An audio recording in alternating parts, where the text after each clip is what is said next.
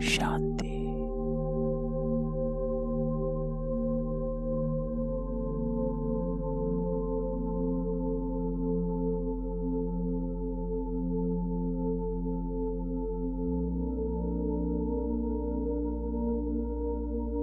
अपने आत्मिक स्वरूप में स्थित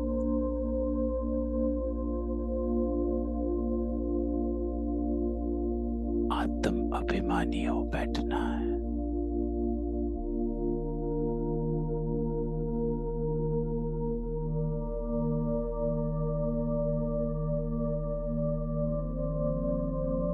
इसकी याद में बैठे हो।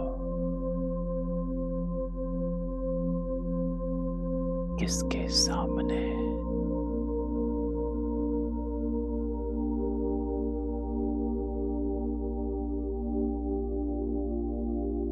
बाबा की नजरों में बच्चे और बच्चों की नजर में बाबा।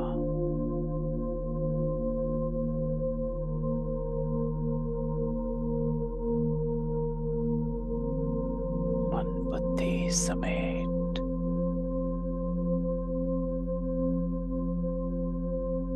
आत्म अभिमानी हो जा।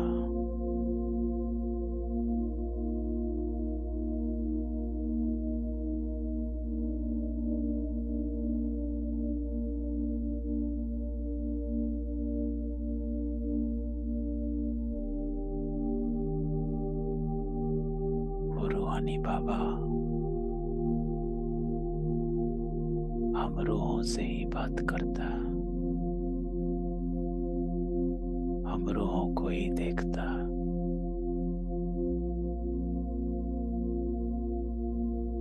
तो जैसे बाबा हमको देखता, ऐसा अपने आप को देख।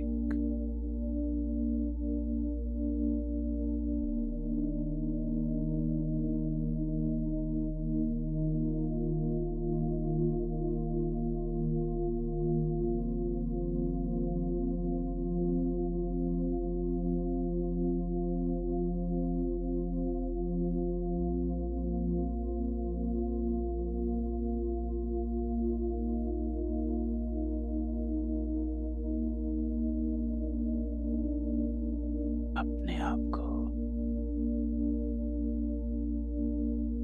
बाबा के सम्मुख देख।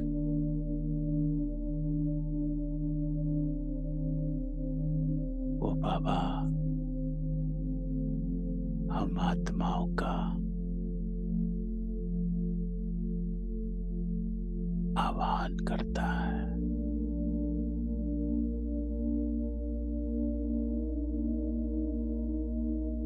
हमें सत्य बनाता है, ईश्वरीय बनाता है। तो आज हमारा बाबा हमको क्या कहता है? चले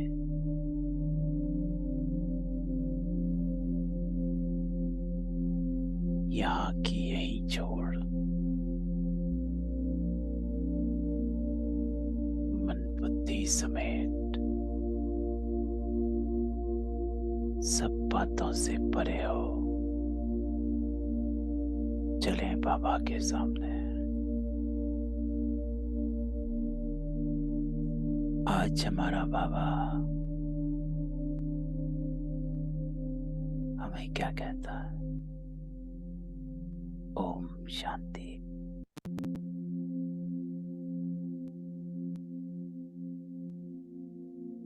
ओम शांति।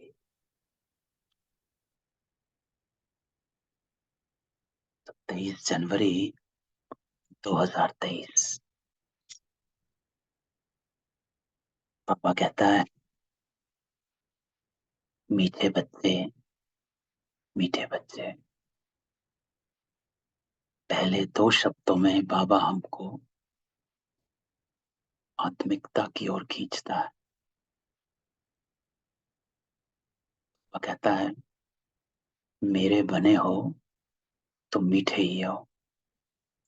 इसलिए बाबा सबसे पहला शब्द मीठे बच्चे बोलता है कि बाबा के बने हो।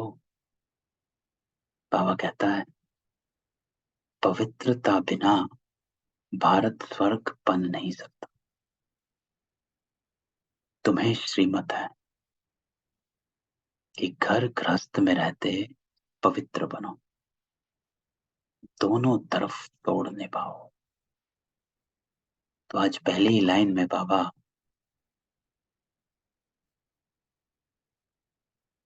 तीन बातें कहता है। पहला बाबा कहता है कि पवित्रता पवित्रता ही आपका सहयोग है, और हम बाबा के सहयोगी बन इस भारत को स्वर्ग बनाते हैं। बाबा हम बच्चों को तैयार करता है, और हमारी तैयारी के साथ साथ हम पूरे भारत को स्वर्ग बनाते हैं। तो बाबा कहता है पवित्रता बिना भारत स्वर्ग बन नहीं सकता। तो पहला सहयोग पवित्रता का। फिर बाबा कहता है श्रीमत, यही श्रीमत है कि घर गृहस्थ में रहते पवित्र बनो, दोनों तरफ तोड़ निभाओ। दोनों तरफ अर्थात लौकिक और अलौकिक, दोनों तरफ। एक तरफ ज्यादा झुकाव नहीं, दूसरी तरफ ज्यादा झुकाव, दोनों तरफ तोड़ निभाना। तोड़ निभाने का अर्थ होता है अपनी रिस्पॉन्सिबिलिटीज पूरा करना अंत तक। ये नहीं कि बीच में छोड़कर चले जाना, उसको तोड़ निभाना नहीं कहते। इसलिए बाबा कहता है कि आपका जो मार्ग है वो गृहस्थ मार्ग, संन्यास मार्ग नहीं। संन्यास मार्ग में वो छोड़ जाते, अर्थात वो तोड़ नहीं निभाते। शादी की, बच्चे हुए और छोड़कर सन्यासी बन गए, अर्थात अंत तक तोड़ नहीं निभाया। आपको अंत तक तोड़ निभाना है, अर्थात अपनी सर्व रिस्पॉन्सिबिलिटीज पूरी करनी है, लेकिन पवित्र रहकर। यहां बाबा श्रीमत कहता है।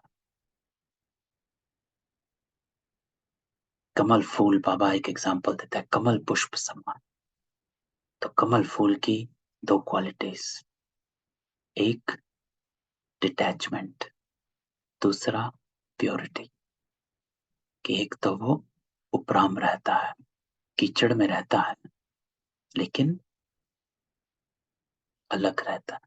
उपराम रहता है, कीचड़ उसको टच नहीं कर सकता। ऐसे ही हम ग्रह गृहस्थ में रहते हैं, इस संसार में रहते हैं जो बाबा कहता है तमो प्रधान आसुरी मत पर चलने वाली दुनिया, उसमें रहते हैं, उस कीचड़ में रहते हैं, लेकिन डिटैच।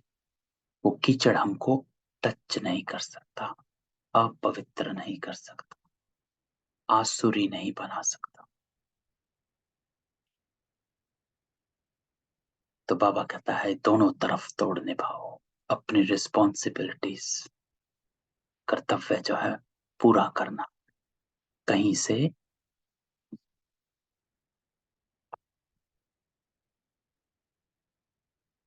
दोनों तरफ वफादार। प्रश्न बाबा पूछता, दूसरे सत्संगों व आश्रमों से यहाँ की कौन सी रस्म बिल्कुल न्यारी। तो उत्तर बाबा कहता है उन आश्रमों में मनुष्य जाकर रहते हैं, समझते संग अच्छा है, घर आदि का हंगामा नहीं, लेकिन एम ऑब्जेक्ट कुछ नहीं, कि वहां जाकर एकदम अलग दुनिया में पहुंच जाते हैं, है ना। संग अच्छा है, माहौल अच्छा है, एनवायरनमेंट अच्छा है, घर का कुछ हंगामा नहीं। तो बाबा कहता है दुनिया का शोरगुल नहीं है, लेकिन एम ऑब्जेक्ट नहीं। लेकिन यहाँ तो तुम मर जीवा बनते हो। तो मर जीवा शब्द बाबा यूज करता, अर्थात मर कर जीने वाले, पुरानी आदतों से मरने वाले, पुराने संस्कारों से मरने वाले, और फिर जीने वाले, अर्थात नया जन्म, दिव्य जन्म हुआ। जब स्थूल में भी एक जन्म छोड़ दूसरा जन्म होता है तो दूसरा जन्म का सब भूल जाते हैं, पिछले जन्म में हमने क्या किया क्या नहीं किया, और नए जन्म में आते हैं। तो बाबा कहता है ये आपका दिव्य जन्म, मरजीवा जन्म। कि पुरानी आदतों, पुराने संस्कारों से मरना। तो बाबा हमेशा कहता है जो मरजीवा नहीं बना वो मेरा नहीं बन सकता। क्यों? क्योंकि अगर पुराने से नहीं मरे तो ये दिव्य जन्म का प्राप्तियां जो हैं, बाबा कहता है वो प्राप्तियां नहीं कर सकते, बाबा को समीप नहीं ला सकते। क्यों? क्योंकि अगर पुराने में बुद्धि अटकी है तो नया जो बाबा कहता है, जिसको बाबा ने पिछले हफ्ते कहा था अडॉप्ट करता हूं, अगर मैंने अडॉप्ट किया तो मेरे बन गया। लेकिन अगर दोनों तरफ बुद्धि रहती है तो मझधार में रहते, अटके रहते हैं। तो बाबा कहता है तुम्हें घर बार नहीं छुड़ाया जाए, मर्जीवा बनते हो लेकिन घर बार नहीं छुड़ाया जाता, उसी घर में रहना है, वहीं रहना है, तोड़ निभाना है, लेकिन मर्जीवा बनना है, अर्थात डिटैच रहना। घर में रह तुम्हें ज्ञान अमृत पीना है, रूहानी सेवा करनी, ये रस्म उन सत्संगों में नहीं। तो बाबा कहता है यहाँ पर आप निराले हो जाते हो। एक, एम ऑब्जेक्ट, हमने क्या बनना। दूसरा, हम मर्जीवा बनते हैं, अर्थात हम अपने घर को गृहस्थ आश्रम बन। वो लोग उस आश्रमों में, स्थूल आश्रमों में जाते हैं, थोड़े टाइम के लिए अपनी माइंड क्लियर करने के लिए जाते हैं। लेकिन बाबा कहता है मैं आपको वहीं बिठाकर आपके घर को आश्रम बनाता, तो मैं घर बार नहीं छोड़ाता। घर में रहकर तुम्हें ज्ञान अमृत पीना है, रूहानी सेवा करनी, अर्थात आपको रूहानियत सिखाता हूं, आत्मिकता सिखाता हूं, ईश्वरीय गुण सिखाता हूं। कैसे आपने ईश्वरीय रहकर अपने परिवार में रहना, क्योंकि आप ईश्वर के बन चुके, मरजीवा हो चुके, तो आप संतान हो ईश्वर की, रह रहे हो अपने घर में, इस स्मृति से अपने घर में रहना।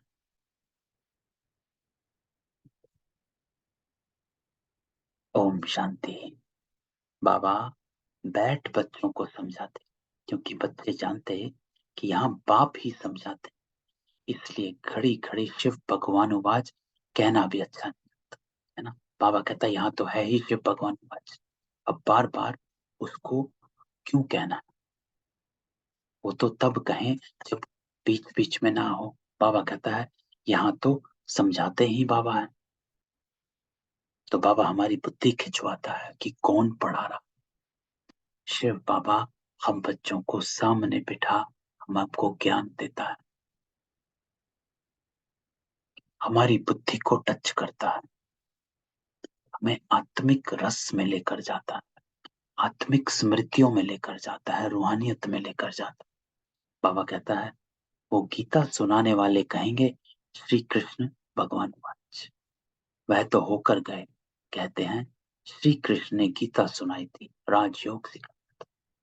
बाबा कहता है यहाँ तो तुम बच्चे समझते हो शिव बाबा हमको राजयोग सिखा रहे, और कोई सत्संग नहीं जहां राजयोग सिखाते हो। क्यों? बाबा कहता है राजयोग एक शिव बाबा ही सिखा सकता है।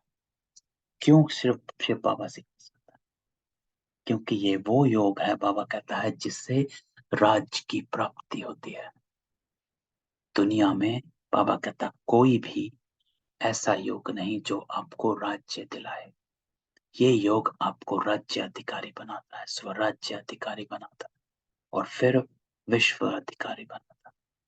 तो बाबा कहता है और कोई सत्संग नहीं। बाबा कहते मैं तुमको राजाओं का राजा बनाता हूं, इसलिए इसको राजयोग कहते हैं, राजाओं का राजा। राजा जो होता है वो बेफिक्र बादशाह कहते। एक कहावत है कि एक फिक्रमंद बादशाह से बेफिक्र फकीर ज्यादा अच्छा है। वो राजा ही क्या जिसे फिक्र है। तो बाबा हमको बेफिक्र बनाता है, राजाओं का राजा बनाता।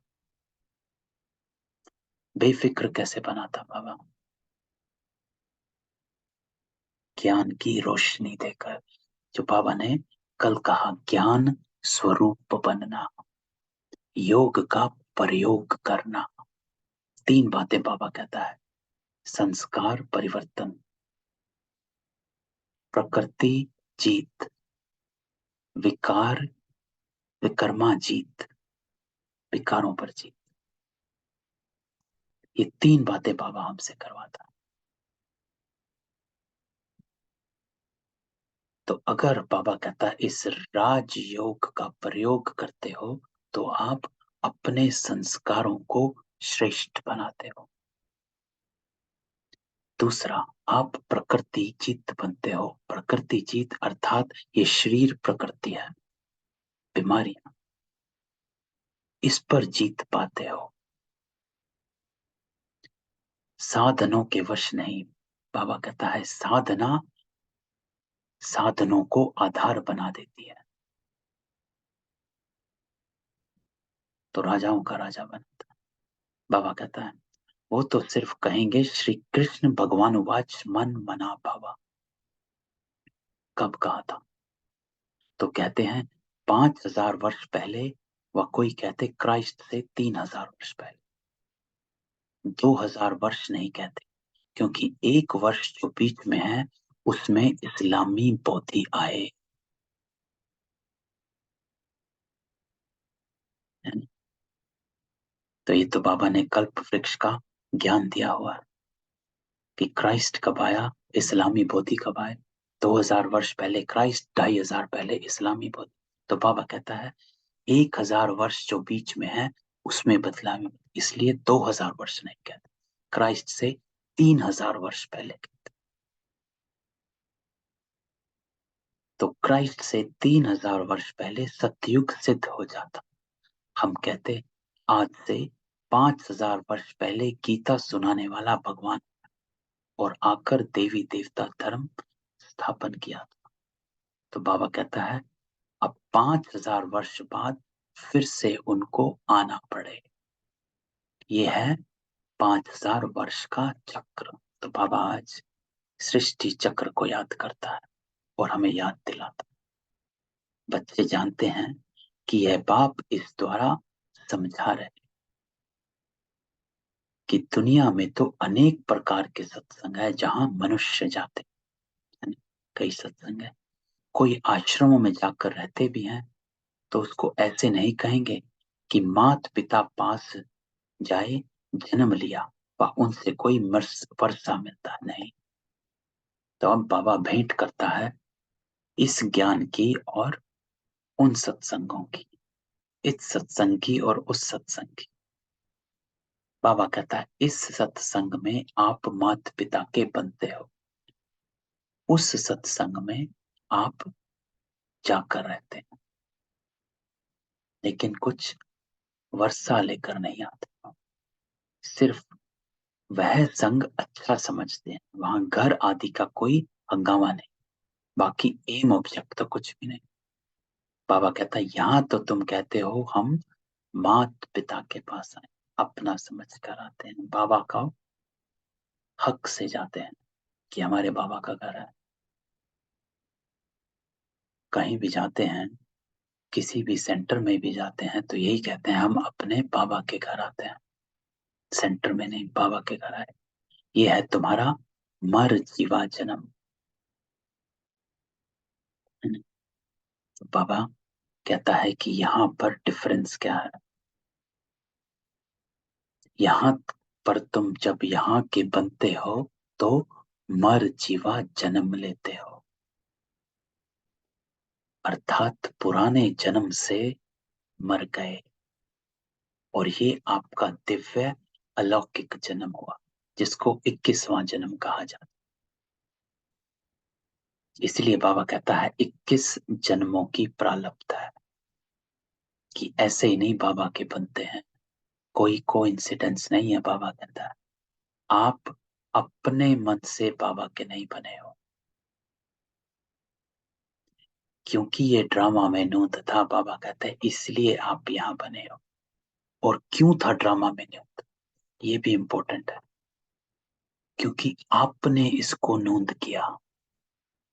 यहाँ जो हम सब बैठे बाबा की मुरली सुन रहे हैं, इसी से हम ड्रामा में नूंद हो गए कि हम बाबा के बच्चे बने कि बने। तो बाबा कहता है कि यहाँ दिव्य जन्म हुआ है, अलौकिक जन्म हुआ है, बाबा के बने हो। तो बाबा कहता है वो लोग बच्चे को अडॉप्ट करते हैं तो वह जाकर उनका घर बसाता। यहाँ वो रस्म नहीं कि पियर घर ससुर घर को छोड़ यहाँ आकर बैठे।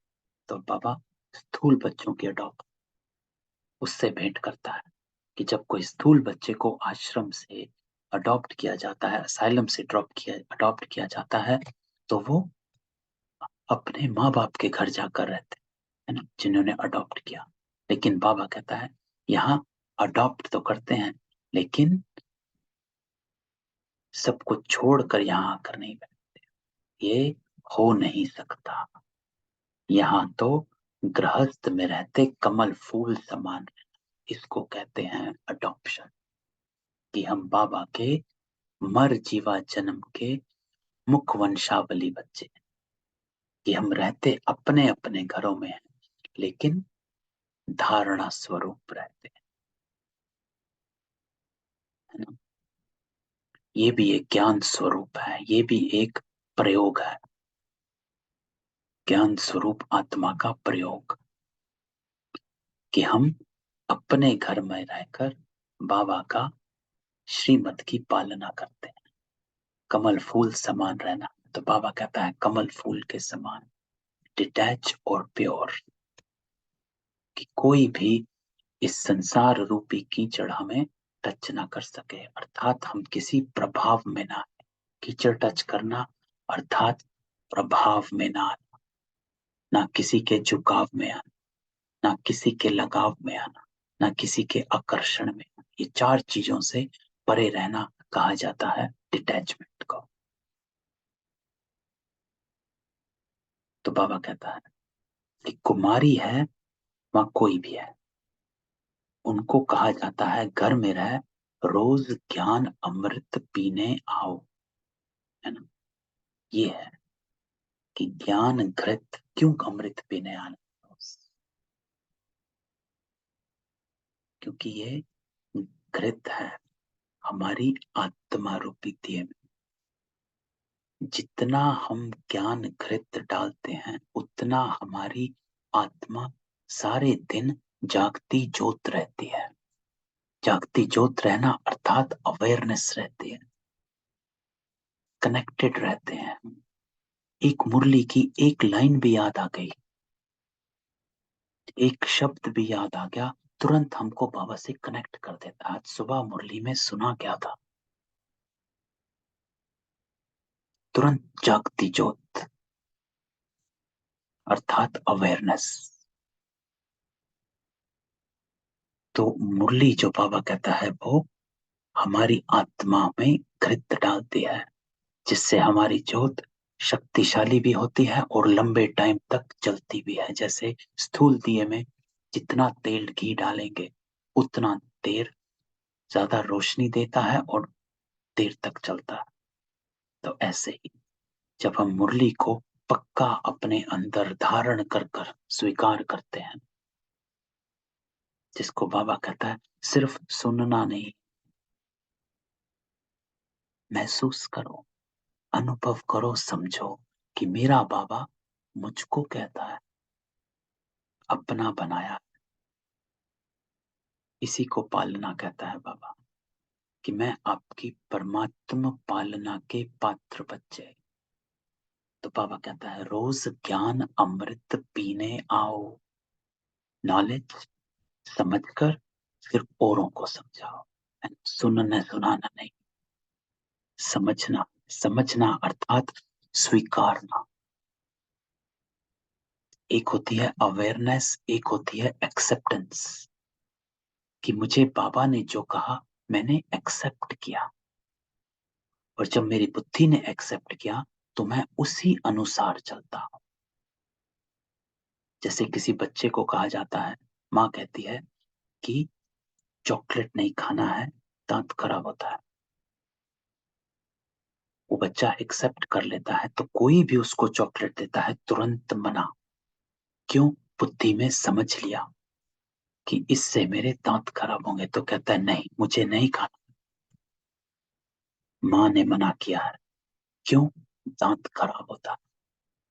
किसने मना किया? वो भी अवेयरनेस। क्यों मना किया? वो भी अवेयरनेस। बाबा हमें ये दोनों देता है। तो हम ये अवेयरनेस साथ में रखकर चलते हैं कि बाबा ने आज कहा था क्रोध नहीं करना, और ये भी बताया क्यों नहीं करना, कि मुझे अपने विक्रम नहीं बना। तो बाबा कहता है दोनों तरफ तोड़ निभाओ। गृहस्थ व्यवहार में भी रहना है, अंत तक दोनों तरफ निभाना है ना। अर्थात अपनी रिस्पॉन्सिबिलिटी से भागना नहीं, पूरा करना। लेकिन कमल फूल समान पवित्र रहकर हम हर रिस्पॉन्सिबिलिटीज कर सकते हैं, डिटैच रहकर, पवित्र रहकर। कितने एग्जाम्पल है हमारे सामने, सभी ने किया है, हम भी कर रहे हैं, है ना। हम सब ग्रस्त में रहते हैं और करते हैं। तो बाबा कहता है अंत में यहां रहें या वहां रहें, मौत तो सभी को आना है ना। कि बाबा कहता है डजंट मैटर कि आपका अंत कहाँ होगा। गुलजार दादी कहा करती थी कि बाबा कुछ भी हो, लेकिन एक मेरी इच्छा है कि मेरा अंत समय मधुबन में हो। बाबा ने कभी हाँ नहीं करी। और फिर थोड़े टाइम बाद दादी का अपने आप ही वो संकल्प था, वो बदल गया। तो दादी कहने लगी डजंट मैटर, कहीं भी हो। और दादी का अंत बॉम्बे में हुआ, मधुबन में नहीं। देखो, तो बाबा कहता है कहीं भी रहे, मौत तो सभी को आना है। इम्पोर्टेंट क्या है? अंतमति सौगति। बाबा कहता है जो इम्पोर्टेंट है उसको ध्यान में रखो, स्थूल में मत जाओ कि मुझे मधुबन जाना है, ये करना है, वो करना है।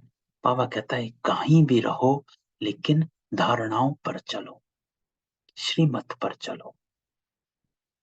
अब बैठे सेंटर में है लेकिन श्रीमत पर चल रहे तो कोई फायदा नहीं। तो बाबा कहता है, कहते हैं राम गयो रावण गयो, है ना। ये कहावत है, राम गयो रावण गयो, गयो सब संसार भूल गया।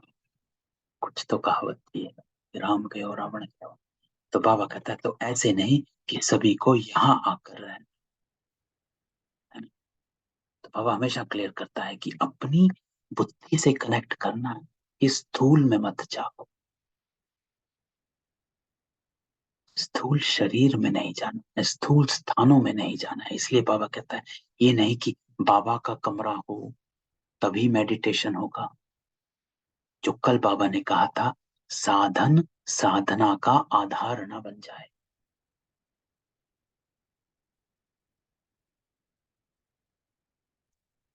साधना को साधन ने आधार बना।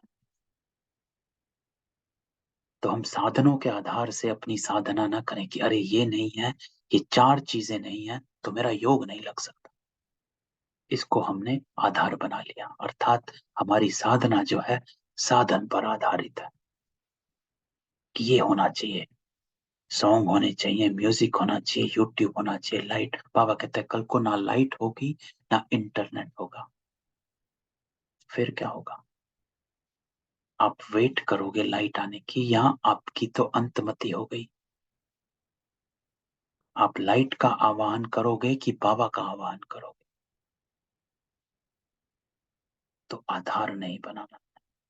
इसीलिए मैं हमेशा कहता हूं कि जब भी हम योग करते हैं तो 5 मिनट या 10 मिनट साइलेंस में, सब कुछ बंद, साइलेंस में अपने साथ बैठने का प्रैक्टिस करनी और उसको धीरे धीरे बढ़ाना।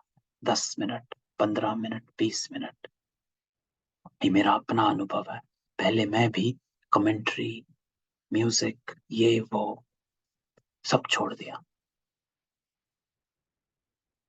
जब हम योग में बैठते हैं तो सीधा बस साइलेंस में बैठ गए बाबा के साथ। डजंट मैटर, क्योंकि पता नहीं कहाँ पे होंगे। रेलवे स्टेशन में होंगे या बस स्टैंड पर होंगे, सड़क पे होंगे या दुकान पे होंगे। उस वक्त साधनों के आवाहन करने लग गए तो हो गया मना, है ना। तो बाबा कहता है ये तो निकलते तब हैं जब विष के लिए उन्हों को सताया जाता। कन्याओं को भी रहना घर में है, मित्र संबंधियों की सर्विस करनी है। तो बाबा कहता है घर में रहते हो, सर्विस अर्थ अपनी रूहानी वाइब्रेशंस फैलाओ, सेवा है। तो इस संकल्प से घर में रहो कि मैं जितने भी घर में हैं सबको हम रूहानी वाइब्रेशंस दे रहे हैं, बस यही सेवा है। बाबा कहता सोशल वर्कर तो बहुत हैं, गवर्नमेंट इतने सबको तो अपने पास नहीं रख सकती, वो अपने घर में ही रहते हैं, फिर कोई ना कोई सेवा भी करते हैं। यहाँ तुमको रूहानी सेवा करनी, रूहानी अर्थात वाइब्रेशन, जो हमने साइलेंस की भट्टी में सुना कि साइलेंस इज स्पिरिचुअल, रूहानियत। और रूहानियत इज इक्वल टू वाइब्रेशंस, कंपन, वायुमंडल को चेंज कर देना। ये तुमको रूहानी सेवा करनी है, गृहस्थ व्यवहार में भी रहना। हाँ, बाबा कहता है जब विकार के लिए बहुत तंग करते तो आकर ईश्वरीय शरण लेते। यहाँ विष के कारण बच्चियां मार बहुत खाती हैं और कहाँ भी है बात नहीं, यहाँ तो पवित्र रहना पड़ता है। तो ये तो हमें यज्ञ की कहानी पता है कि कितनी ही जो बच्चियां बाबा के पास आई और बाबा की शरण में। क्यों? क्योंकि घर में तंग करते थे। तो बाबा कहते हैं गवर्नमेंट भी पवित्रता चाहती, परंतु गृहस्थ व्यवहार में रहते पवित्र बनाने की ताकत ईश्वर में ही रहती है और कोई में। तो बाबा ने करके दिखाया। 1936 से 2023 आज भी बाबा के बच्चे घर में रहते हैं, पवित्र रहते हैं। क्यों? ये ताकत है ईश्वर की, हम बच्चे हैं ईश्वर के, तो ताकत तो आप ही है। बाबा कहता है समय ऐसा है जो गवर्नमेंट भी चाहती है कि बच्चे जास्ती पैदा हो, क्योंकि गरीब बहुत, तो चाहते हैं भारत में पवित्रता हो, बच्चे कम हो। तो बाबा कहते हैं बच्चे पवित्र बनो तो पवित्र दुनिया के मालिक बनेंगे। नंबर 1 धारणा जो बाबा कहता है, पवित्रता। क्यों? क्योंकि बाबा पतित पावन है, पतितों को पावन बनाने आता। तो अगर बाबा का एक ही एक कर्तव्य है, तो हम अगर बाबा का बनकर उस कर्तव्य को पार नहीं किया तो क्या किया? तो पवित्र बनना। तो बाबा कहता है ये बात उन्हों की बुद्धि में नहीं, किनकी? सन्यासियों की, बाकी मनुष्य आत्माओं की। भारत पवित्र था, अभी अपवित्र है। सभी आत्माएं खुद भी चाहती हैं कि पवित्र बने। यहाँ दुख बहुत है। क्यों? बाबा कहता है खुद सभी आत्माएं चाहती हैं कि पवित्र बने क्योंकि दुखी है। तो बाबा हमेशा कहता है जहां पवित्रता है वहां शांति है, जहां अपवित्रता है वहां दुख परेशानी है। तो क्योंकि आत्माएं शांति चाहती हैं, दुख चाहती हैं, शांति चाहती हैं, सुख चाहती हैं, तो वो पवित्र बनना चाहती है। तो बाबा कहता है तुम बच्चे जानते हो कि पवित्रता बगैर भारत स्वर्ग हो नहीं सकता, नरक में है ही दुख। तो जहां अपवित्रता है वहां दुख है। तो बाबा कहता है सभी आत्माएं खुद चाहती हैं कि पवित्र बने, क्योंकि दुखी हैं, सुखी होना चाहती हैं, शांत होना चाहती हैं।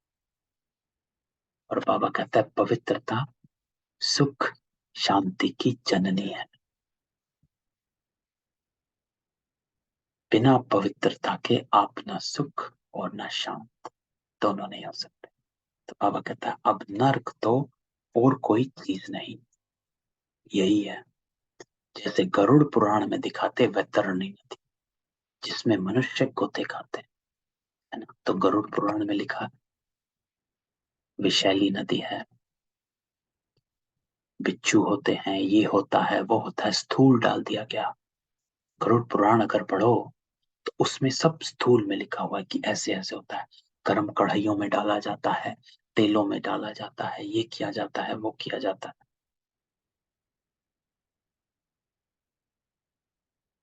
तो बाबा कहते हैं ऐसी कथाएं बना दी गई, लेकिन ऐसे तो कोई नदी है नहीं जहां सजाएं खाते हो। तो ये गरुड़ पुराण में लिखा हो।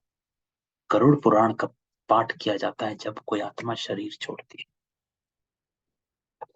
और क्यों किया जाता है? ताकि उसको वहां पर उस विषय वैतरणी नदी में डुबोया ना जाए। ये अर्थ है भक्ति मार्ग का। क्यों करते हैं? तो बाबा कहता है ऐसी कोई नदी है नहीं जहां सजाएं खाते हो। सजाएं तो गर्भ जेल में मिलती हैं। तो बाबा कहता है आत्मा को सजा शरीर में ही, आत्मा दुख और सुख की भोगना सिर्फ और सिर्फ शरीर में करती है। अगर शरीर छूट गया तो आत्मा दुख का भोगना नहीं करती है। फिर वो दूसरे शरीर में जब प्रवेश करती है तब उसकी दुख की भोगना शुरू हो जाती है। इसलिए बाबा कहता है सजाएं तो गर्भ जेल में मिलती हैं। ऐसा कोई नहीं कि शरीर छोड़कर आत्मा सजाएं ले रही है ना, ऐसा कुछ नहीं होता। आत्मा बिना शरीर के सजा नहीं लेती। सजाएं तो बाबा कहता है गर्भ जेल में मिलती हैं, और ऐसी कोई नदी भी नहीं है। तो बाबा कितना क्लियर स्पष्ट करता है। तो बाबा कहता सतयुग में तो गर्भ जेल होता नहीं जहां सजाएं मिले, गर्भ महल होता। इस समय सारी दुनिया जीती जागती नर्क है। तो बाबा कैसे हमको, ये जब बाबा लाइन बोलता है तो बाबा हमको अवेयरनेस देता है कि जब इस दुनिया में आप दुख महसूस करते हो तो इस अवेयरनेस को इमर्ज करो। कि बाबा ने तो कहा ही है आज कि ये दुनिया जीती जागती नर्क है। तो क्यों मैं परेशान हो रहा हूं या हो रही हूं? क्यों ना मैं फुल स्टॉप लगा दूं? क्योंकि ये तो है ही ऐसा। बाबा कहता है जहां मनुष्य दुखी और रोगी, ये तो जीता जागता नर्क है जहां मनुष्य दुखी और रोगी हैं। तो जब आप किसी को दुखी रोगी देखते हैं, आपको कोई दुख दे, तो बाबा कहता है वहीं फुल स्टॉप लगाओ। क्योंकि यहाँ तो एक दो को दुख देते रहते हैं, स्वर्ग में ये कुछ होता नहीं। अब बाबा समझाते मैं तुम्हारा बेहद का बाप हूं। तो बाबा कहता है तुरंत मेरे साथ बुद्धि लगाओ कि मेरा बाबा है। मैं कौन हूं? बाबा कहता मैं रचयिता हूं, तो जरूर स्वर्ग नई दुनिया रचूंगा। स्वर्ग के लिए आदि सनातन देवी देवता धर्म रचूंगा, है ना। क्योंकि बाबा रचयिता है। तो बाबा कहता है मैं जब आया था तो मैंने सुख की दुनिया रची थी, मैं आकर देवी देवता धर्म की स्थापना करता हूँ। कहते हैं तुम मात पिता हम बालक तेरे, तेरी कृपा ते सुख कनेरे। तो बाबा कहता है कल्प कल्प यह राजयोग सिखाया था। ब्रह्मा बैठ ब्रह्मा द्वारा बैठ सभी वैद शास्त्रों के आदि मध्य अंत का राज समझाते हैं। तो बाबा कहता है मैं आपको सार सुनाता हूं, सभी वेद शास्त्रों का सार। बिल्कुल अनपढ़ को बैठ पढ़ाते हैं। बाबा कहता तुम कहते थे ना हे भगवान आओ, पतित तो वहां जा ना सके है ना, क्योंकि आप तो वहां जा नहीं सकते, तो बुलाना तो यहीं पड़ता। तो बाबा कहता है आपने बुलाया, तो पावन बनाने लिए उनको जरूर यहाँ आना पड़ा। तुम बच्चों को बाबा कहता मैं याद दिलाता हूँ कि कल्प पहले भी तुमको राजयोग सिखाया था। तो बाबा हमारे को स्मृति स्वरूप बनाता है कि ऐसे नहीं बैठे हो, हर कल्प में बैठे हो, मेरे साथ बैठे हो। ऐसे ही यही ज्ञान सुनकर आप देवी देवता बने थे और फिर से बनोगे। बाबा कहता है पूछा जाता है कि आगे कभी ये नॉलेज ली है, तो कहते हैं हाँ 5,000 वर्ष पहले हमने यह ज्ञान लिया था। तो ब्रह्मा बाबा ये जरूर पूछते थे जब कोई जाता था, ये 3 क्वेश्चन बाबा जरूर पूछता था। कभी पहले मिले हो, कभी पहले ज्ञान लिया है, मैं कौन हूं। तो बाबा जरूर पूछता था कि देखो किस क्या उत्तर देता है। ये बातें हैं नहीं, नया युग नया धर्म फिर से स्थापन होता, सिवाय ईश्वर के ये देवी देवता धर्म कोई स्थापन कर नहीं सकता। क्यों नहीं कर सकता? क्योंकि ये धर्म पवित्र धर्म है। बाबा के सिवाय कोई और पवित्र बना नहीं सकता, इसीलिए कोई और ये धर्म स्थापन कर नहीं सकता। बाबा कहता है ब्रह्मा विष्णु शंकर भी नहीं कर सकते, क्योंकि वो देवताएं स्वयं रचना है। तो रचना की पालना नहीं कर सकता। एक पत्ता पेड़ पर दूसरे पत्ते को पानी नहीं दे सकता, एक फल दूसरे फल को शक्ति नहीं दे सकता।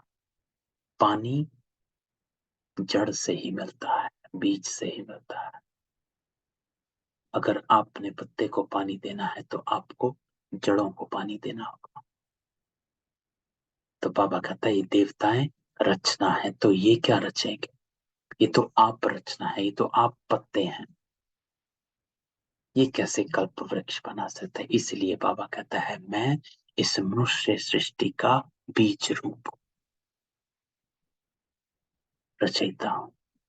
स्वर्ग का रचयिता मात पिता चाहिए, तुमको सुख कनेरे भी आ जाए। बाबा कहते हैं रचता मैं भी हूं, तुमको भी ब्रह्मा मुख द्वारा मैंने रचा है ना। तो बाबा ने हमको रचा है, मैं मनुष्य सृष्टि का बीज रूप है। तो बाबा बीज रूप है। पर कोई कितना भी बड़ा साधु संत आदि हो, परंतु किसके भी मुख से ऐसे नहीं निकलेगा। ये हैं गीता के अक्षर, है ना। परंतु जिसने कहा है वही कह सकता है, दूसरा कोई कह ना सके, है ना? तो बाबा बताता है कि मैं मनुष्य सृष्टि का बीज रूप, कोई और ये कह नहीं सकता। तो बाबा कहता है सिर्फ फर्क ये कि निराकार के बदले श्री कृष्ण को भगवान कह दिया। बाप कहते हैं मैं मनुष्य सृष्टि का बीज रूप, परम धाम में रहने वाला निराकार परमात्मा हूं। तो बाबा अपनी पहचान देता है कि क्यों श्री कृष्ण भगवान नहीं। बाबा कहता है मैं, क्योंकि श्री कृष्ण आपे ही मनुष्य है, तो वो मनुष्य सृष्टि का बीज रूप हो ना सके। वो आपे ही रचता है, तो वो रचना हो ना सके। तो बाबा कहता है मैं ही मनुष्य सृष्टि का बीज रूप। और दूसरा बाबा कहता परम धाम में रहने वाला निराकार परमात्मा। तुम भी समझ सकते, साकार मनुष्य तो अपने को बीज रूप कह ना सके, है ना। तो श्री कृष्ण अपने को बीज रूप कह ना सके, ब्रह्मा विष्णु शंकर भी नहीं कह सकते। क्यों? क्योंकि वो सूक्ष्म है।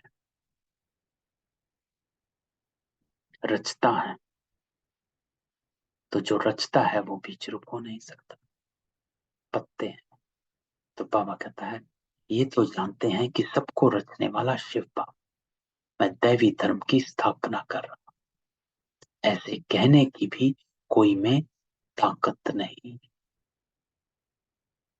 भल अपने को श्री कृष्ण कहलाएं, ब्रह्मा कहलाएं या शंकर, बहुत अपने को अवतार भी कहलाते, परंतु बाबा कहता सब झूठ। यहाँ आकर जब सुनेंगे तो समझेंगे बरोबर, बाप तो एक है, अवतार भी एक है। तो एक ओंकार है, सतगुरु प्रसाद, सतनाम, कर्ता पुरख, निर्भय निर्भय। तो गुरु नानक ने बाबा की प्रेस करी, एक ओंकार है, अजूनी सेवंत, अर्थात जन्म मरण में नहीं आने वाला, एक सत्य है। तो बाबा कहता है, वो कहते हैं मैं तुमको साथ ले जाऊंगा, ऐसे कहने की भी कोई में ताकत नहीं है ना।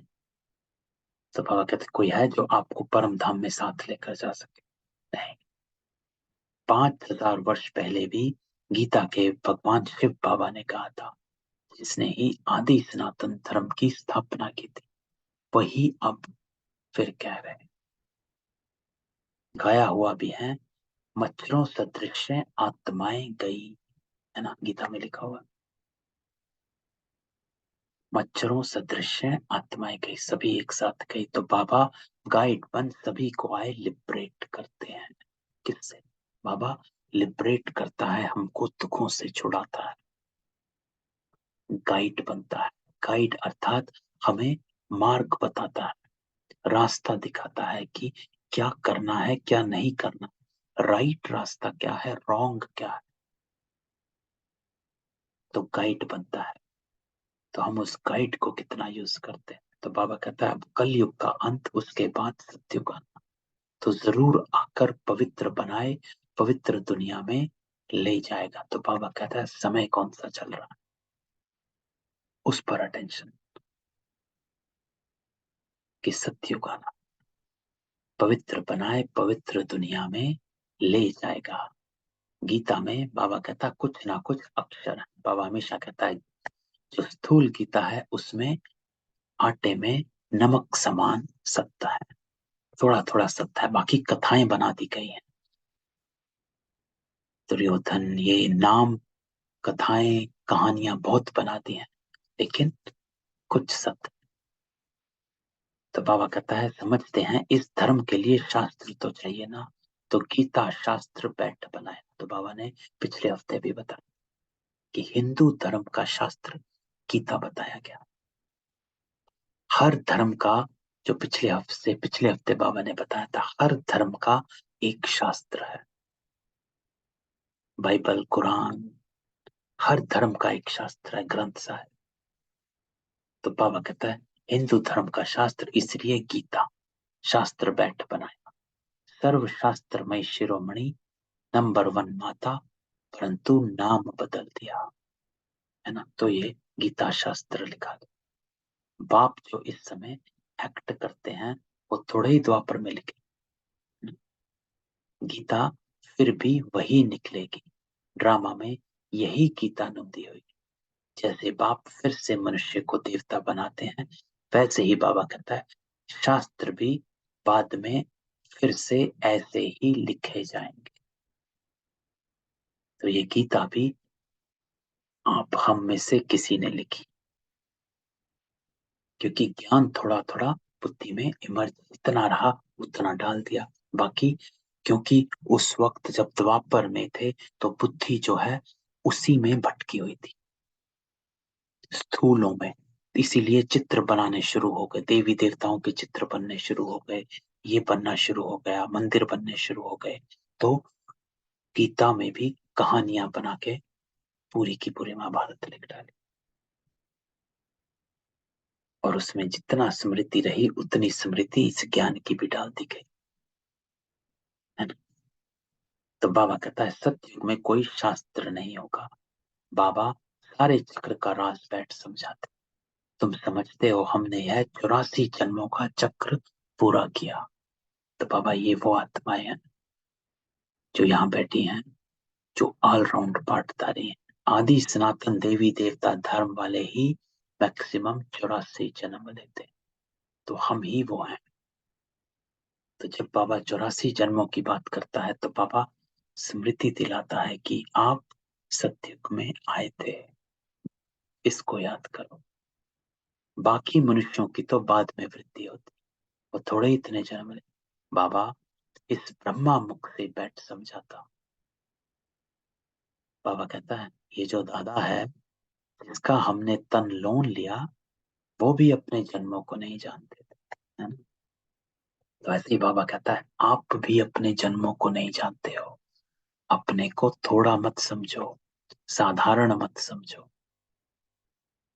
बाबा जब हमको देखता है, हमको त्रिकालदर्शी बन देखता है, तीनों कालों में देखता है, हमारे आदि को देखता है कि सतयुग में हम कौन थे, हमारे मध्य को देखता है, हमारे अंत को देखता है। और तीनों कालों में बाबा हमको देखकर हमें ज्ञान देता है। तो बाबा कहता है आप भी अपने जन्मों को नहीं जानते, मैं जानता हूं। तो बाबा कहता है ये ब्रह्मा है, व्यक्त प्रजापिता ब्रह्मा, है ना? तो बाबा ब्रह्मा की भी बताते हैं दो ब्रह्मा। एक ये व्यक्त ब्रह्मा है जो पुरुषार्थी ब्रह्मा है, जिसको बाबा प्रजापिता ब्रह्मा कहता है। एक है अव्यक्त ब्रह्मा, वो है जो सूक्ष्म वतन में है। जब ब्रह्मा बाबा शुरू में पुरुषार्थ करा करते थे तो सबको पता है कि वो संतरी दादी को बेचते थे कि जाओ देख कर आओ वो ब्रह्मा में और मुझ में अभी अंतर कितना। तो वो है अव्यक्त ब्रह्मा, ये है प्रजापिता ब्रह्मा। जो सूक्ष्म वतन में ब्रह्मा है उसको प्रजापिता नहीं कहते। क्यों? क्योंकि वो सूक्ष्म वतन में है। प्रजापिता वो जो इस प्रजा अर्थात मनुष्य सृष्टि का पिता अर्थात एडम, पहली आत्मा जो पवित्र बनी, इसलिए उसको पहला मनुष्यात्मा कहा जाता है, फर्स्ट प्योर सोल। बाबा कहता है हैं तो दोनों एक, है ना, एक ही है, लेकिन वो पुरुषार्थी है और वो संपूर्ण है। तुम भी इस ज्ञान से सूक्ष्म वतनवासी फरिश्ते बन रहे। तो बाबा ये राज भी खोलता है कि हम सब आत्माओं का, मैंने पहले भी बताया 2-3 हफ्ते पहले कि हम सब आत्माओं का हमारा ही संपूर्ण अव्यक्त रूप सूक्ष्म वतन में, जो हमारा संपूर्ण स्वरूप है, संपूर्ण रूप है, हमें उस जैसा बनना है। तो कभी अपने साथ एकांत में बैठो तो अपने उस संपूर्ण स्वरूप को याद करो जो एकदम कंप्लीट है। वैसा बनना है। जब आप ये शरीर छोड़ेंगे, संपूर्ण बन जाएंगे, तो आप वहां पहुंच जाते हैं। तो बाबा कहता है तुम भी इस ज्ञान से सूक्ष्म वतनवासी फरिश्ते बन रहे हो। सूक्ष्म वतनवासियों को फरिश्ता कहते हैं क्योंकि हड्डी मांस नहीं, है ना, हड्डी मांस नहीं, वहां सूक्ष्म शरीर कहा जाता है, लाइट का शरीर कहा जाता है। ब्रह्मा विष्णु शंकर को भी हड्डी मांस नहीं, फिर उनके चित्र कैसे बना? शिव का भी चित्र बनाते हैं, है तो वो स्टार, उनका भी रूप बनाते हैं। पर ब्रह्मा विष्णु शंकर तीनों सूक्ष्म है। जैसे मनुष्यों को बनाते हैं वैसे शंकर का तो बना ना सके क्योंकि उनका हड्डी मांस का शरीर तो है।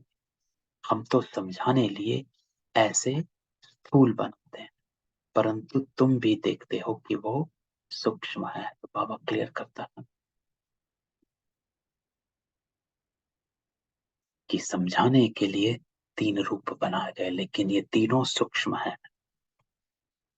ब्रह्मा भी सूक्ष्म, जो सूक्ष्म तन्वासी में है, अव्यक्त ब्रह्मा संपूर्ण ब्रह्मा सूक्ष्म है, शरीर नहीं। विष्णु भी सूक्ष्म है। क्यों विष्णु सूक्ष्म? क्योंकि चतुर्भुज कंप्लीट फॉर्म है। चतुर्भुज कोई इंसान होता नहीं, वो लक्ष्मी नारायण का कंबाइंड स्वरूप सूक्ष्म है, और शंकर तपस्वी स्वरूप, जो बाबा ने कल की मुरली में कहा कि आप विकारी बनते हो तो अशरीरी शंकर। कल बाबा ने ये शब्द यूज किया था जब बाबा ने विकारी जीत कहा था कि अशरीरी शंकर के समान। आज तो मीठे मीठे सिकिलते बच्चों प्रति माता पिता बाप दादा का याद प्यार, गुड मॉर्निंग। रूहानी बाप की रूहानी बच्चों को नमस्ते। तो आज रात्रि क्लास 13 जुलाई 1968। तो रात्रि क्लास में तो धारणाएं होती हैं। तो बाबा कहता है मनुष्य दो चीज को जरूर चाहते हैं, एक शांति, दूसरा सुख, है ना। ऊपर भी आज बाबा ने बात करी कि सभी मनुष्य पवित्रता को चाहते हैं। क्यों? क्योंकि दुखी हैं। तो सभी मनुष्य सुख और शांति चाहता है। विश्व में शांति, वहां अपने लिए शांति। विश्व पर सुख, वहां अपने लिए सुख की चाह रहती है मनुष्यों की, है ना। तो पूछना होता है कि अभी अशांति है तो जरूर जब कब शांति हुई होगी, है ना। अगर कुछ चाहते हो तो जरूर आत्मा में वो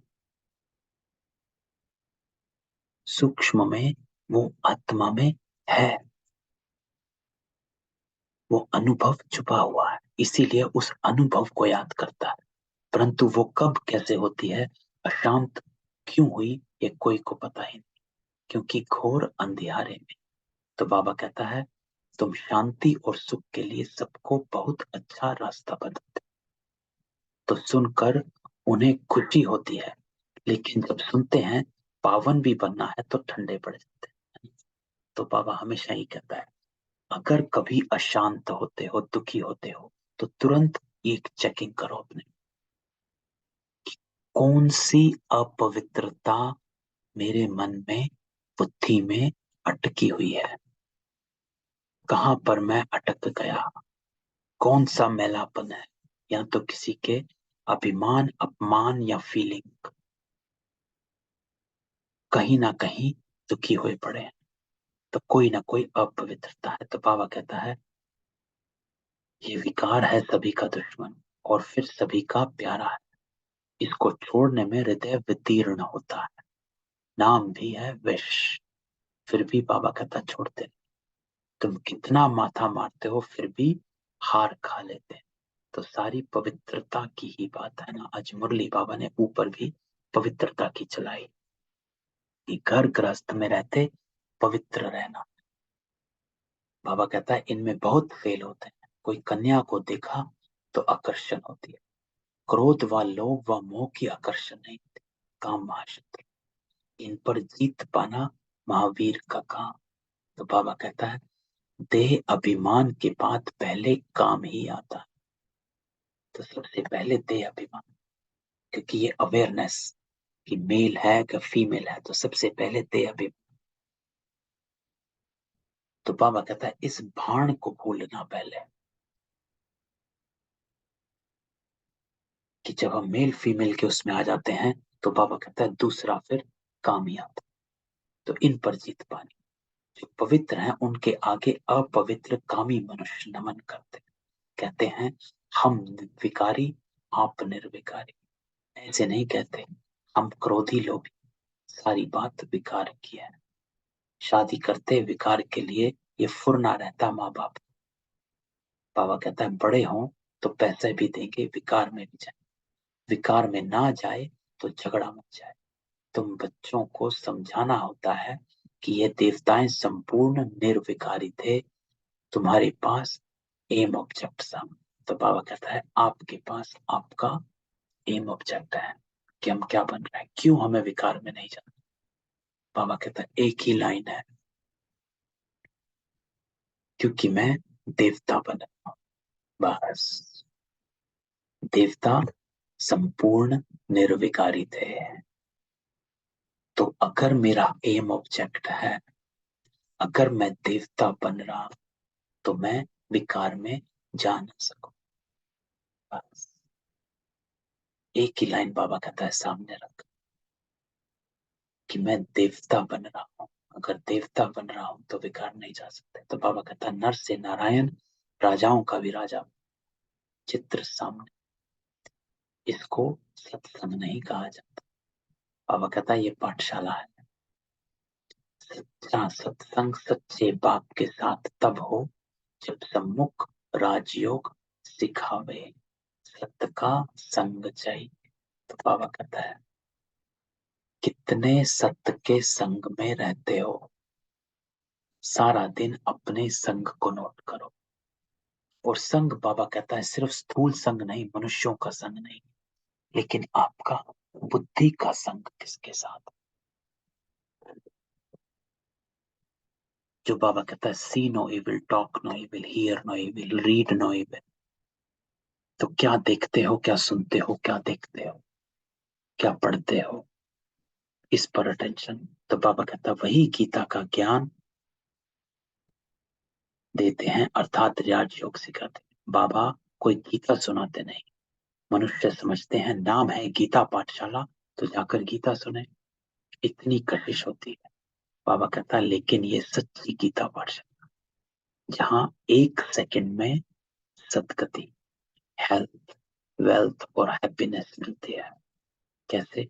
रियलाइजेशन। बाबा हमें रियलाइज करवाता, हमें हमारा स्मृति दिलाता कि आप ही हो। तो बाबा कहता है तो पूछे सच्ची गीता पाठशाला क्यों लिखते हो। सिर्फ गीता पाठशाला लिखना कॉमन हो जाता, सच्ची अक्षर पढ़ने से खींच हो सकती। क्यों? क्योंकि शायद झूठी भी है। तो बाबा कहता है सच्ची अक्षर जरूर लिखना पड़े तो सच्ची गीता पाठशाला लिखो, सिर्फ गीता पाठशाला। तो बाबा कहता पावन दुनिया, सतयुग को पतित दुनिया कलयुग को कहा जाता। सतयुग में ये पावन थे, कैसे बने सो सिखाते, बाप ब्रह्मा द्वारा पढ़ाते, नहीं तो पढ़ाएंगे कैसे। तो बाबा कहता है ये यात्रा समझेंगे वही जिन्होंने कल्प पहले समझा है। तो कल्प पहले वाली आत्मा सिर्फ आज के नहीं है, यूं ही नहीं बैठे हैं, सरकमस्टांस के अनुसार नहीं बैठे हैं। हम इसलिए बैठे हैं क्योंकि बाबा ने हमको चुना हुआ है। और सिर्फ इस कल्प नहीं चुना, हर कल्प चुना है। हम हर कल्प बैठते हैं। बाबा कहता है भक्ति मार्ग के दूबन में फंसे हुए हैं, भक्ति का बबका बहुत है। यह तो कुछ भी नहीं, सिर्फ स्मृति में रखो अभी वापस जाना है। तो बाबा कहता है एक अवेयरनेस, पवित्र बनकर जाना। तो टाइम आ गया है। बाबा कहता है वापस जाना है, ये स्मृति होनी चाहिए, अब घर जाना। तो बाबा कहता है इसके लिए याद में रहना है। किसके लिए? पवित्र बनने के लिए। क्योंकि जितना अपनी स्मृति इमर्ज रूप में रहेगी तो हम अपने पर अटेंशन रखते हैं। तो बाबा कहता है बाप जो स्वर्ग का मालिक बनाते उनको याद नहीं कर सकते। मुख्य बात यह, सभी कहते हैं इसमें ही मेहनत है। बच्चे भाषण तो अच्छा करते परंतु योग में रहकर समझाएं तो असर भी अच्छा होगा। तो बाबा कहता है भाषण तो किया, लेकिन भाषण ऐसा हो जिसमें रूहानियत आए, खींच हो, बुद्धि में ठहर जाए बात, ऐसे सुनाना। वो तभी होगा, बाबा कहता है जब आप बाबा को इमर्ज करके उस याद में भाषण करोगे। याद में तुमको ताकत मिलती है, याद से ताकत मिलती है। सतो प्रधान बनने से सतो प्रधान विश्व के मालिक बनेंगे। याद को निष्ठा कहेंगे क्या? हम आधा घंटा निष्ठा में बैठे हैं, ये रॉन्ग है ना। तो बाबा ने कल भी कहा था योग लगाने वाले योगी हो या योगी जीवन वाले, प्रयोगी जीवन वाले। तो जितना हम प्रयोग करेंगे, अर्थात 3 चीजें, संस्कार परिवर्तन, प्रकृति जीत, विकार जीत, इन तीनों को जितना हम अपनी कॉन्शियसनेस में रखेंगे उसको कहते हैं प्रयोगी आत्मा। तो बाबा कहता है सिर्फ योग लगाने वाले योगी नहीं, प्रयोगी आत्मा बनो। तो बाबा कहता है हम आधा घंटा निष्ठा में बैठे, ये रॉन्ग। क्यों आपका जीवन ही यौगिक जीवन है। बाबा सिर्फ कहते हैं याद में रहो, अर्थात आपका सारा दिन दिनचर्या ही यौगिक है, जिसको बाबा कहता है योग युक्त युक्ति युक्त जीवन, ताकि मेरा हर कर्म युक्ति युक्त है। युक्ति युक्त अर्थात कि आध्यात्मिक युक्तियों से भरा हुआ, श्रीमत से भरा हुआ, युक्ति से चलाना। किसी ने गुस्सा किया, मैं चुप रहा, इसको कहते हैं युक्ति युक्त, कि मुझे युक्ति पता है कि कैसे मैं अपने आप को विकर्म करने से बचा सकूं। युक्ति युक्त। और युक्ति युक्त तभी रह सकते जब हम योग युक्त रहते हैं, जब ये अवेयरनेस बाबा की याद रहती है। तो बाबा कहता है याद में रहो, सामने बैठ सिखलाने की दरकार नहीं। बेहद बाप को बहुत लफ्ज से याद कर, क्योंकि बहुत खजाना देते। याद से खुशी का पारा चढ़ना चाहिए, अतीन्द्रिय सुख फील होगा। तो ऐसी याद जो खींचे, ऐसी याद जो मेरी कॉन्शियसनेस को एलिवेट करते। कॉन्शियसनेस एलिवेट करना अर्थात मैं अटकू नहीं किसी की बात में, किसी के व्यवहार में, कोई समस्या में, किसी में अटकू नहीं।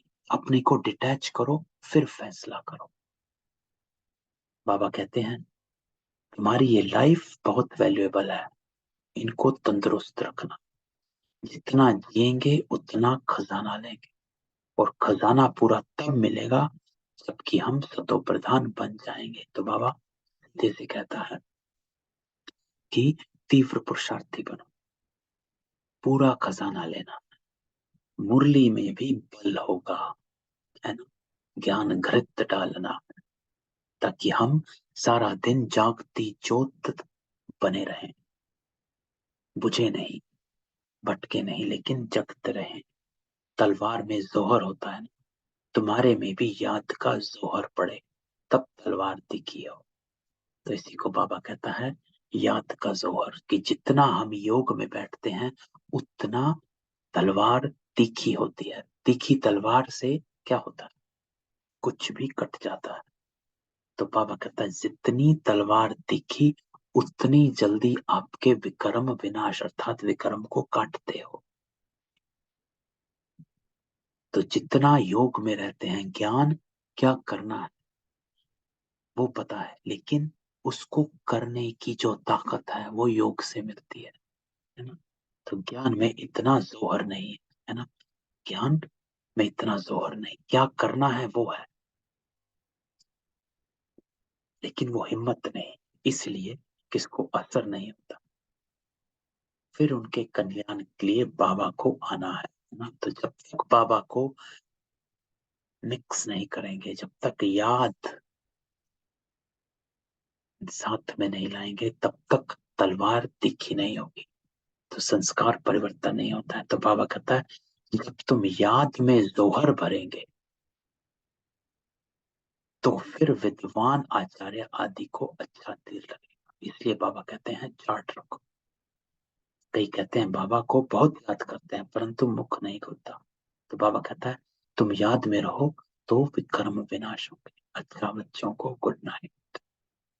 तो आज धारणा बाबा क्या कहता है, घर में रहते रूहानी सेवा, पवित्र बनना है और बनाना, डिटैच रहना है कमल पुष्प के साथ, ना किसी लगाव झकाव प्रभाव आकर्षण, कहीं पे अटकना नहीं है, उसको कहते हैं कमल पुष्प समान, डिटैच एंड प्योर।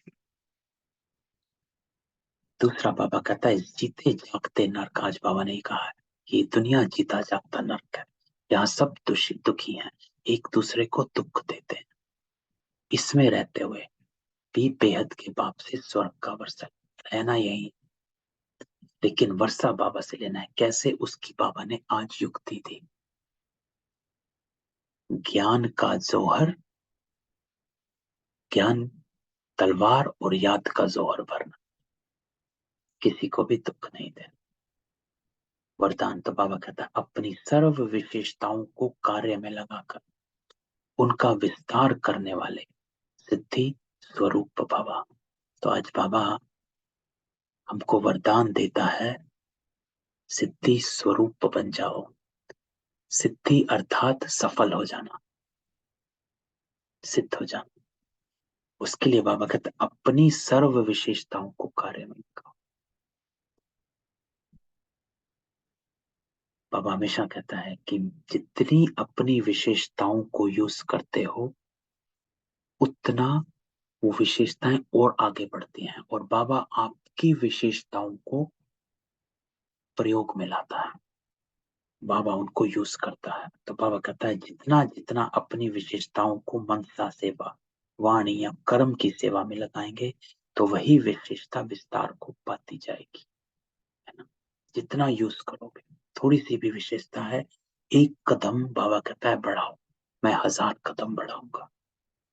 और ये हमारा अनुभव है ना। हम कि हम एक बार लिखने बैठे कि किताब लिखनी है, आज तक नहीं लिखी थी, संकल्प आया बुक लिखनी है, बाबा ने पूरी किताब लिखवा डाली।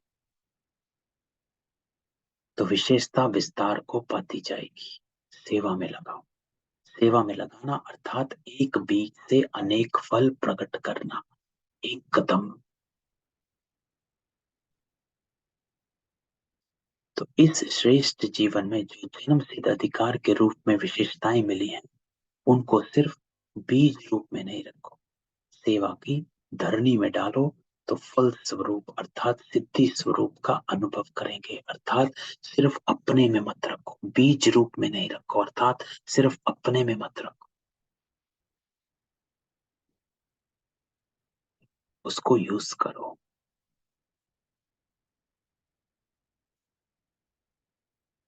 स्लोगन बाबा कहता है विस्तार को ना देख सार को देखो और स्वयं में संभालो, यही तीव्र पुरुषार्थ है। ब्यूटीफुल। विस्तार को ना देख सार को देखो और स्वयं में संभालो, है ना। पहले विस्तार को सार और फिर समा लेना, जिसको कहा जाता है समेटने की शक्ति और समाने की शक्ति। पहलो समेटो कि जितना भी पूरा विस्तार है इन शरीरों का, दुनिया की चीजों का, आडंबर इतने हैं, बातें इतनी हैं, इन सारे विस्तार को बाबा कहता है पहले समेटो, समेटने की शक्ति, सार मिलाओ, फिर उसको जब सार में आ जाए फिर उसको संभालो। बस यही तीव्र पुरुषार्थी है, अर्थात फुल स्टॉप। तो ये थी आज की बाबा की मुरली। मैं सबको अनम्यूट करता हूँ, किसी का कोई क्वेश्चन हो तो डिस्कस कर सकते। नहीं, ठीक है, तो कल मिलते हैं बाबा की मुरली के साथ। ओम शांति। ओम शांति। ओम शांति।